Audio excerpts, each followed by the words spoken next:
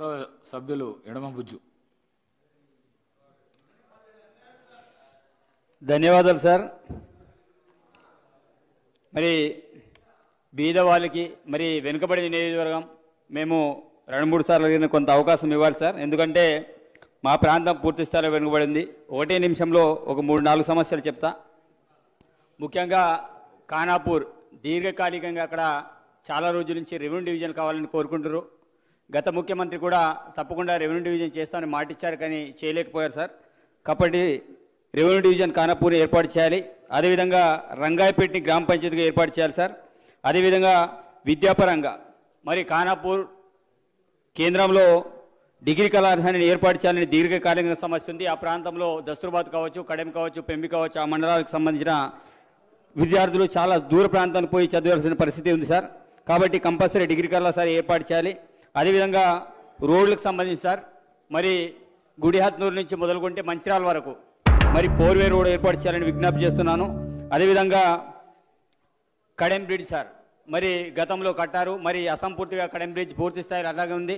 కడెం బ్రిడ్జ్ని పూర్తి చేయాలి. అదేవిధంగా పోయినసారి పసుపుల బ్రిడ్జ్ కట్టారు సార్, మరి చిన్న వర్షాలకి బ్రిడ్జ్ కొట్టుకుపోవడం అనేది జరిగింది. ఇమీడియట్లీ పసుపుల బ్రిడ్జ్ను మరి యథవిధిగా ఏర్పాటు చేయాలి. అదేవిధంగా రోడ్ల విషయంలో వచ్చేస్తే అల్లంపల్లి రోడ్, వాయిపేట రోడ్, అదేవిధంగా అంకెన్ రాయదర్ రోడ్ సార్.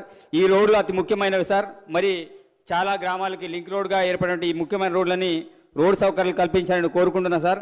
అదేవిధంగా మా ప్రాంతంలో సార్ ఇంకోటి అతి ముఖ్యమైన సమస్య బిఎడ్ కళాశాల సార్. మరి డిఎడ్ కళాశాల మరి ఆ రోజుల్లో ఏర్పాటు చేశారు, మరి దాన్ని రద్దు చేశారు. నేను నిన్న కూడా గుర్తు చేయడం అనేది జరిగింది.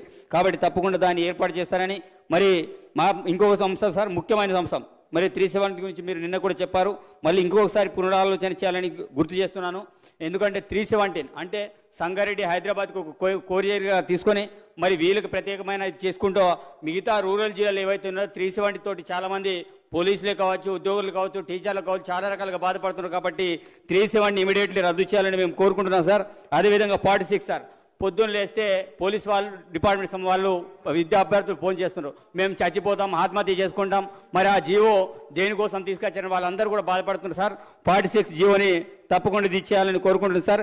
ఎందుకంటే మా ప్రాంతానికైతే ప్రత్యేకించి ఎందుకంటే ఉమ్మడి ఆదిలాబాద్ జిల్లా గౌరవ ముఖ్యమంత్రి దత్తత తీసుకున్నారు.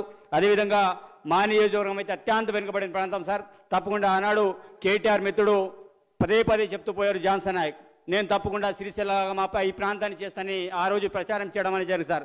మేము కూడా తప్పకుండా కాంగ్రెస్ ప్రభుత్వం ఏర్పడిన వెంటనే తప్పకుండా సిరిసిల్ల కంటే ధీటుగా మా ప్రాంతాన్ని డెవలప్మెంట్ చేస్తానని ఆ ప్రాంత ప్రజలందరూ కూడా మాట ఇవ్వడం అనేది జరిగింది సార్. కాబట్టి సిరిసిల్ల కంటే ధీటుగా ఖానాపూర్ నియోజకవర్గం అంత డెవలప్మెంట్ కావాలి, ఆ రకంగా మా ప్రాంతానికి నిధులు ఇవ్వాలని కూడా ఈ సందర్భంగా మీకు విజ్ఞప్తి చేస్తూ ధన్యవాదాలు తెలియజేస్తున్నాను అధ్యక్ష. మినిస్టర్